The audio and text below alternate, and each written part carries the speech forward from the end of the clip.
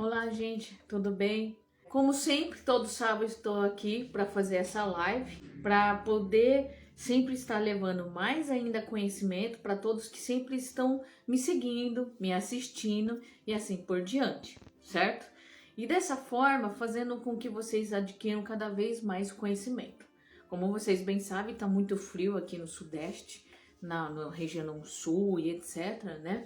E essas alterações climáticas também vão influenciar principalmente na produtividade e no desenvolvimento das plantas, e eu vou explicar aqui como tentar minimizar isso. O tema de hoje é falar sobre aumento de produção. Isso é o desejo de todo agricultor e agricultora que está envolvido no cultivo de frutas e hortaliças. Porque o que acontece? Se eu tenho uma área, vamos supor 1 hectare, então todo o meu pomar ou a minha horta se concentra nessa área específica de 1 hectare. E a intenção é sempre tentar aumentar a produtividade dessa área conhecida. Vocês devem ter ouvido falar, soja bateu recorde na safra e etc, etc. Só que muitas pessoas acham que quando acontece esses noticiários, que é divulgado nos canais específicos da agricultura, ou até mesmo os noticiários nacionais que todo mundo aí acaba assistindo, essas pessoas acabam achando que o produtor de grãos, ele aumentou sua produção porque expandiu a área. Hoje em dia, num país nosso, as áreas cultiváveis que têm possibilidade de poder ter um solo para agricultura de forma geral, já não é tão fácil de achar. Todas as áreas cultiváveis no nosso país já está ocupado. Muitas vezes a pessoa até quer expandir a área de produção, só que não consegue porque a valorização desses imóveis, que quer queira ou não, uma fazenda, um sítio, uma chácara, é um imóvel. E a valorização está cada vez maior desses imóveis. Então, dessa forma, acaba restringindo demais a ampliação. E outra, se os valores estão cada vez maior para você comprar um sítio do lado e assim expandir a sua área de produção, significa que o agricultor ou a agricultora precisa aumentar ainda mais o seu rendimento para poder comprar uma área do lado. Senão, caso contrário, não tem como ser feito. Aí o que a gente pode fazer e levar em consideração? Então nós temos que trabalhar com as ferramentas que temos dentro do sítio, na área que você já tem aí, tá? Dessa forma, fazendo com que a sua porção de terra que está delimitada e não tem muito como expandir por vários fatores, principalmente que hoje a terra está ficando caro. Já faz muitos anos isso, entendeu? Então, existe fronteira agrícola hoje no Brasil? Existe. Só que, como as legislações ambientais estão ficando mais rigorosas, eu sei que existe aqueles que não obedecem, mas vamos levar em consideração que todos acabam seguindo a lei. Nós temos uma restrição em abrir fronteira, porque quer queira ou não, o nosso país, graças a Deus, é gigantesco. Eu ouvi em uma das minhas andanças, várias pessoas falando assim, Érica, hoje no Brasil, se no caso em relação a aumento de área para produzir, não existe a necessidade de devastar florestas.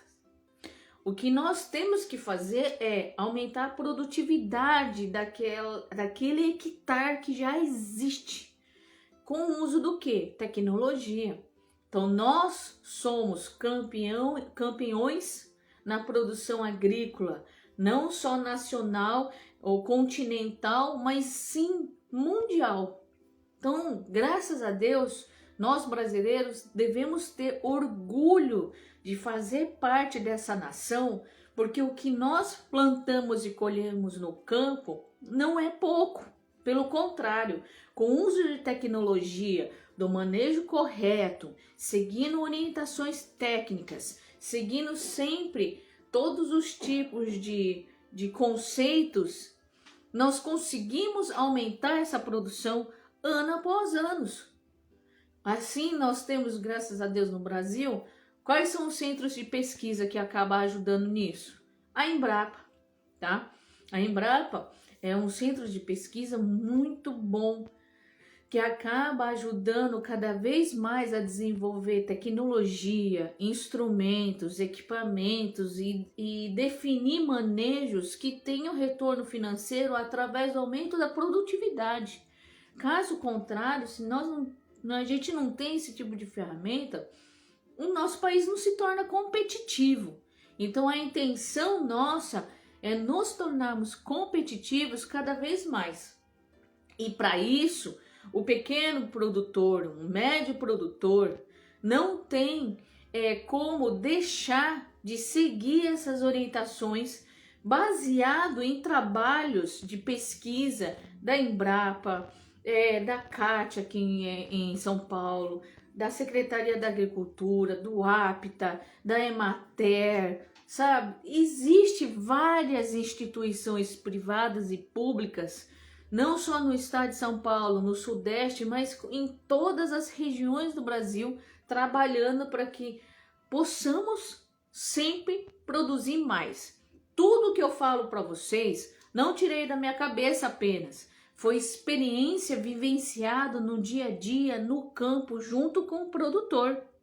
Não foi algo sonhado, eu tenho muito embasamento em relação a artigos, eu entro sempre em contato com pessoas que estão no meio, leio sempre artigos científicos, tem que estar antenado, não tem jeito. Hoje, quem está no campo precisa estar antenado aos acontecimentos e às mudanças. Então, o que eu vou falar hoje de simplesmente produção, não é simplesmente você falar, faz isso, isso, isso, isso, isso, isso. Lembrando que cada sítio, cada fazenda, cada chacrinha, cada sistema produtivo, seja gigantesco ou pequeno, tem características específicas daquele local, ok? Só que o que eu sempre passo a vocês são características comuns. Então, muitas vezes, vocês pensam, gente, aqui nunca vai dar certo o que a Érica tá falando. Não, não é isso, gente. Eu tento ser mais básico possível e sempre apresentar a vocês manejos, trabalhos feitos na rotina do serviço de vocês, que eu vivenciei que realmente funciona. Tenho possibilidade de ter experiências em trabalhar em regiões com características diferentes. Por exemplo, Baixada Santista, onde eu estou, tem um clima específico, Mata Atlântica tem outro, o Cerrado de São Paulo tem outro, que no caso é o interior, tá? O Cerrado brasileiro mais diferenciado ainda, a parte sul tem todas as características diferenciadas. Então hoje, por exemplo, que está frio, automaticamente isso vai sim também interferir no seu manejo. Não pense que você está fazendo errado. Muitas pessoas falam para mim, Érica, eu estou fazendo o meu manejo, parece que não está dando certo, parece que não vai para frente, parece que eu não estou dando conta, alguma coisa desse tipo. Mas não é assim. Nós temos que estar trabalhando sempre e pensando no quê? Em observar cada período do ano, cada acontecimento que tem no sítio. Então, quando eu, pessoalmente, vou para poder... como que eu posso falar para você? Para poder ajudar o produtor no seu dia a dia, eu tenho que entrar naquele sistema produtivo olhando tudo. Meu radar já liga logo que eu já entro em contato com o produtor para poder estar fazendo o meu trabalho na consultoria. E isso, gente, não tem como não ser dessa forma. Não tem como não trabalhar dessa forma. E cada ponto é um ponto. Por isso que eu sempre falo, primeiro ponto para a gente poder aumentar a produtividade. Aonde é a base da planta? Terra. Gente, vocês vão ficar careca de saber. Vocês vão ficar careca de escutar a mesma coisa, ficar ali, sabe, batendo na mesma tecla. E quem me acompanha vai me dar razão. É o que? A análise do solo. Essa semana, por exemplo, eu fui em 2 sítios diferentes. Dessa forma, o que acontece? Um tinha análise, outro não tinha. A minha conduta para o que tem análise é totalmente diferente, porque eu consigo entender e ver o que a terra está faltando. A outra que não tem análise é tudo no chutão se eu fizer alguma coisa. Então eu não quantifico o uso de certos tipos de nutrientes, fertilizantes, de qualquer forma. Por quê? Gente, uma coisa que vocês têm que pensar. Nós temos que trabalhar, quando a gente não tem análise de solo, com aqueles produtos com custo reduzido, só que realmente a gente sabe que vai funcionar. Porque funciona em qualquer planta, seja aqui, na China, no Japão, na Europa, em qualquer lugar funciona, que é o que? Matéria orgânica. Isso vocês sempre vão me ouvir falar. Matéria orgânica, resíduo vegetal, resíduo animal.